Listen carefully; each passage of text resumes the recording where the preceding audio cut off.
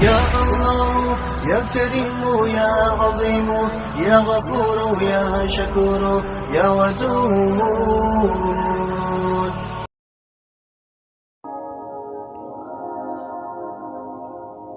اعتکاف کی شرائط۔ اعتکاف کے لیے چند شرائط کا ذکر کیا گیا ہے، ان میں سب سے اہم نیت ہے۔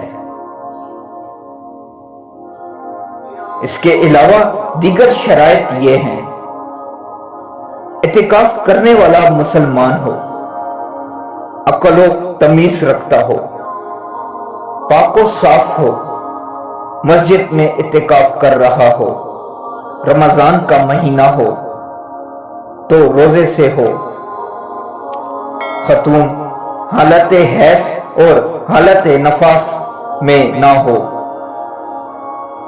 خاتون اپنے شوہر سے اجازت لے چکی ہو،